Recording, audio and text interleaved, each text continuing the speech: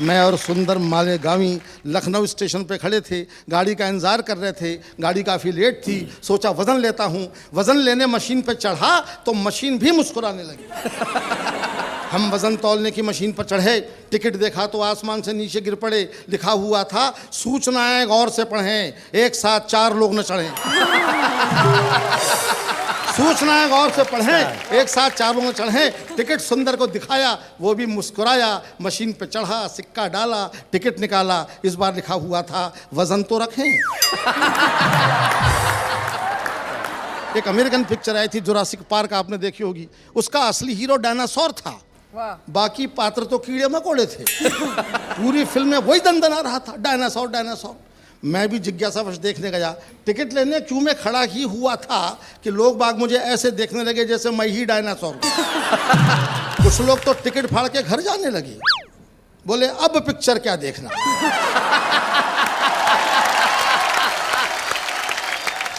मुझको तो अब पे ऐतराज था, बोले अब पिक्चर क्या देखना, हीरो तो यहीं खड़ा है। यहाँ तक तो मैंने बर्दाश्त कर लिया, लेकिन 5 मिनट के बाद में सामने वाला मुझसे पलट के बोला धक्का क्यों दे रहे हैं डायनासोर साहब।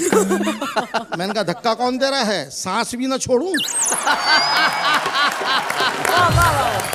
सामने वाला कुल 50 ग्राम का था, मेरी एक सांस के साथ में आधा किलोमीटर आगे पहुंच जाता था। आदमी अपना वजन बढ़ाता नहीं है, मुझे कोसता है, तब मेरा दुखी दिल सोचता है। डॉक्टर कहता है वेट कम करो, बीवी कहती है पेट कम करो, वाह वाह क्या बात है वाले कहते हैं कि रेट कम करो।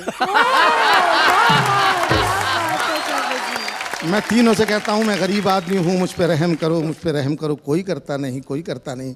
और मुझे हंसाने के साथ साथ में अपने आंसू भी बेचने पड़ते हैं। क्या बात है, वाह वाह वाह। आप हंसते हैं, मैं रोता हूँ। मिर्ज़ा गालिब की याद आती है। मिर्ज़ा गालिब का नाम आपने सुना होगा, बहुत दुखी, बड़ा रंजीदा शायर था। हमारा भी काम यही है, हम अपने मन में रंज लिए रहते हैं अपने, लेकिन दुनिया हंसती है।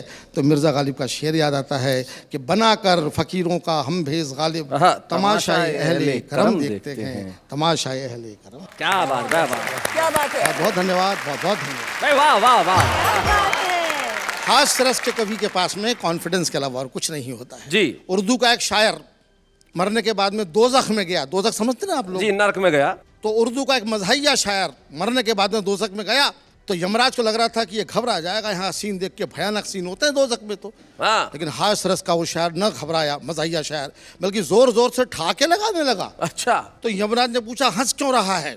तो उसने कॉन्फिडेंस से कहा कि हमने किया गुनाह तो दोज़ख हमें मिली। हमने किया गुनाह तो दोज़ख हमें मिली। दोज़ख का क्या गुनाह था, दोज़ख को हम मिले। मैं बताता हूँ आपको आज क्या ज़माना बदल गया। आज की एजुकेशन, आज के बच्चे कितने शार्प हैं। किसी ज़माने में बच्चे भोले भाले होते थे, आजकल केवल भाले होते हैं।